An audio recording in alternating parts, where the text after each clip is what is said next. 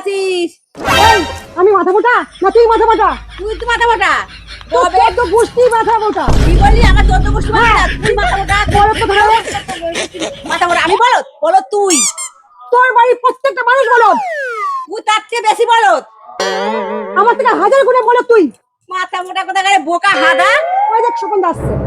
ওনাকে জিজ্ঞেস করি কে মাথা মোটা আমাদের মধ্যে। ঠিক আছে, স্বপন দাস একটা বিচার করুন। কি ব্যাপার? আপনি একটা কথা বিচার করুন।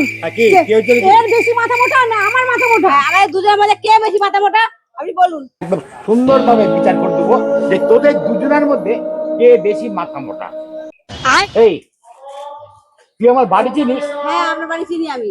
ঠিক তো? হ্যাঁ, যা আমার বাড়িকে দেখায় যে আমি বাড়িতে আছি কিনা। ঠিক আছে, আমি দেখে আসছি। আচ্ছা, দেখলেন তো দাদা কি মাথা মোটা? ওর কাছে তো ফোন আছে, ও তো ফোন করে জেনে নিতে পারতো যে আপনি বাড়িতে আছেন কিনা।